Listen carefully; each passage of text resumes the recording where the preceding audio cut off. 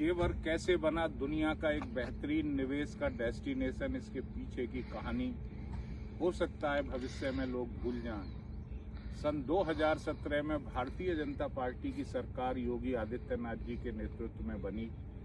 देश के प्रधानमंत्री नरेंद्र मोदी जी का विजन, जिसमें चप्पल पहनने वाला भी हवाई यात्रा कर सके, उसे साकार करने के लिए विधानमंडल दल की पहली बैठक में विधायक जेवर के द्वारा इस मुद्दे को उठाया गया कि हम कैसे रोजगारों का सृजन कर सकते हैं। जून 2017 में इसके लिए सारी पत्रावली केंद्र सरकार से क्लियरेंस प्राप्त की गई और उसके बाद धीरे धीरे यह प्रक्रिया आगे बढ़ी।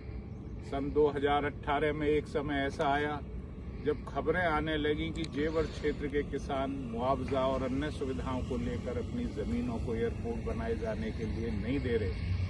उस वक्त मैं धन्यवाद करना चाहूंगा प्रदेश के मुखिया का, जिन्होंने स्वयं किसानों से वार्ता की और इस एयरपोर्ट के मार्ग को आगे प्रशस्त किया।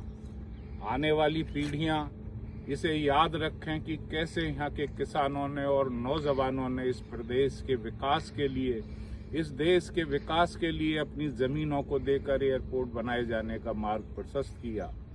उसके बाद नवंबर 2021 में देश के प्रधानमंत्री इसकी आधारशिला रखने आए। उस समय ही आगाज हो गया था कि जेवर दुनिया का एक अति विकसित क्षेत्र होगा।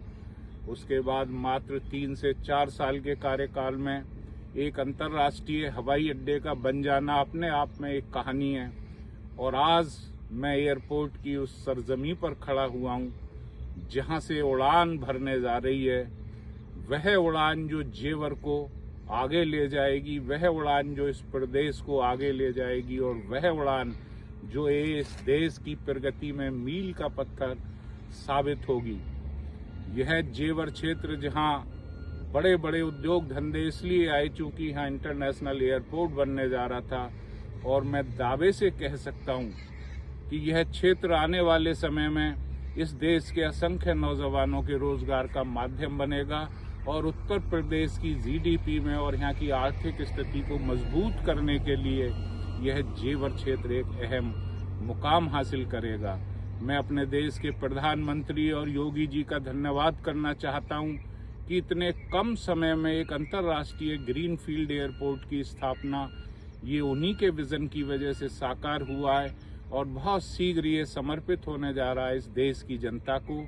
सभी का बहुत बहुत धन्यवाद। वो सारी टीम जिसने कम समय में इस एयरपोर्ट की गति को आगे बढ़ाया, मैं उन सबको भी धन्यवाद देता हूँ। विशेष तौर से इस क्षेत्र के लोगों को जिन्होंने अपनी जमीनों को देकर इस एयरपोर्ट का मार्ग प्रशस्त किया। सभी इसके सहयोगियों, और आने वाले समय में यह एक इतिहास का विषय होना चाहिए कि किसी क्षेत्र के किसान अपने प्रदेश के विकास के लिए किस तरीके से आगे आते हैं। तभी तो हम विकसित भारत के उस लक्ष्य को पूरा कर पाएंगे जिसका सपना हमारे देश के प्रधानमंत्री ने देखा है।